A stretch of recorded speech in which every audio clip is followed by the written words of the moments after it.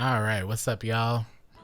Hello, YouTube. This is going to be my King's Fall Day 1 loadout. I'm taking a Hunter into Day 1, and we're just going to go through the build. We have one for Arc, one for Solar, and one for Void and Stasis, depending on the encounter, whether it is ad clear or DPS. We've all kind of seen what King's Fall already is. If you've done D1, you know. But regardless, this is what I'm going to take into the raid. These are some options of what I have for each encounter, whether it be ad clear for totems or war priest or pretty much anything. And for the most part, this is what I'm taking in for any scenario that I think I need to be for the team.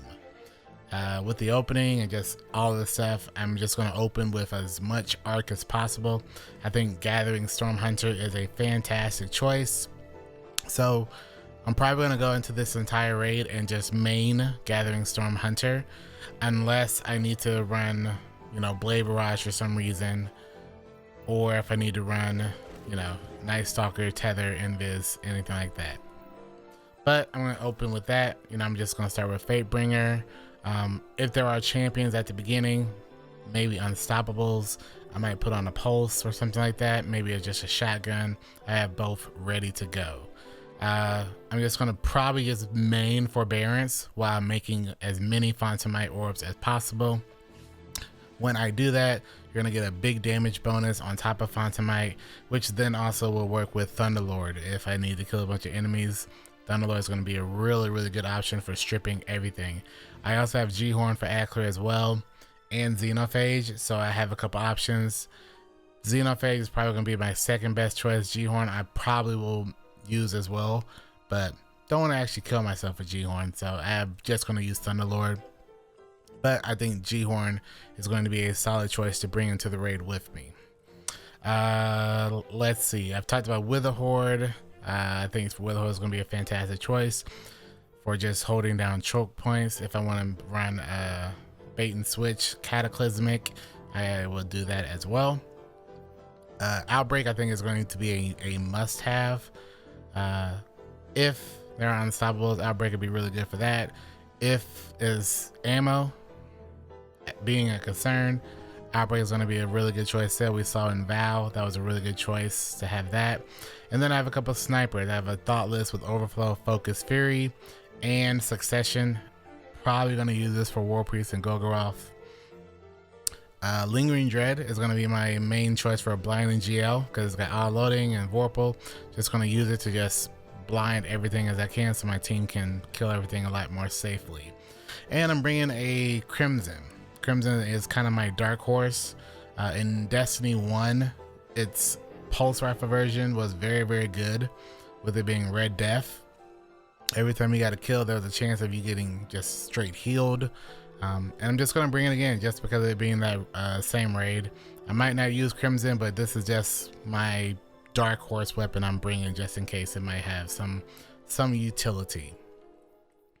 I've talked about Forbearance. I have an Icolos. I will also have a Callus mini tool and a funnel web here in a little bit ready to go, because if I need to swap to solar, I want to make sure I can always make wells no matter what I'm doing. I'll have a solar SMG and a void SMG, so no matter what, I'm making orbs, so I can take advantage of Fontamite and then healing and all that stuff. So I'm gonna have 3 different elements depending on the shields and depending on what I'm using.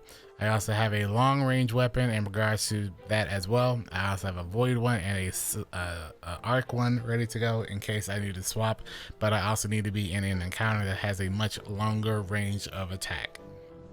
I'm also bringing a couple slugs, because slugs are also unstoppable because they're them being shotguns, but they also do really great damage if we are in the range of either a Lunafaction well or using a div on something.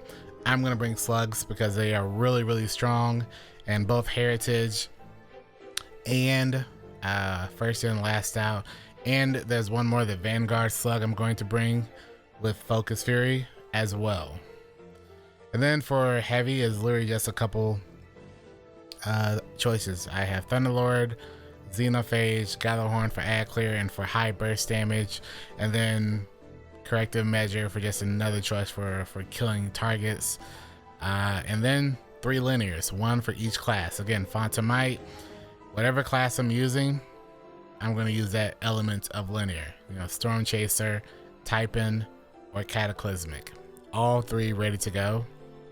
So no matter which one I'm using, I got that extra bonus damage from Fontamite. Depending on the element that I'm using, I have a build ready to go. I have Aeons ready to go for whatever encounter requires us to get heavy. I'm just going to pop on Aeons and just let that fly and finish as many targets as possible. I do have Liar's Handshake. I don't want to get in melee range, but if for some reason I need to be in melee range, I'm just going to pop on Liar's Handshake, maybe hot swap to it, and just do some ad clear, do some just hunter things in that regards. I'm going to open up with 6 Coyote, just get an extra dodge, reload weapons, and all of that. If I swap to Void, you'll probably see me put on this new exotic, which has it to where when you are invisible, when you come out of invisibility, you're going to get a massive damage bonus for 5 seconds. And that works for the entire team. If you pair with Vanishing Step and Trapper's Ambush, you can dodge yourself, come out of invisibility with extra damage, or you can smoke your entire team and then they come out of damage, or they come out of smoke with a massive damage. You can also put on the finishers to get yourself invisible as well and come out of it with bonus damage.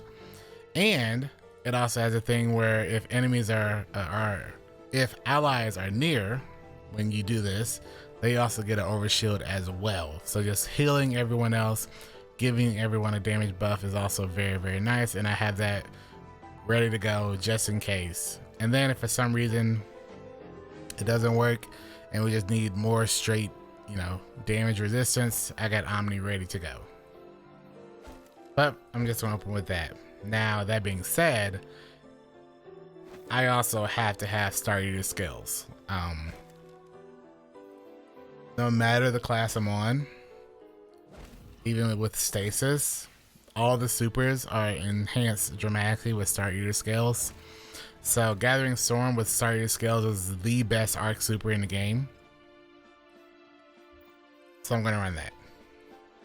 I think that pretty much does it. I'm also going to take care of making sure I have this and this being amplified.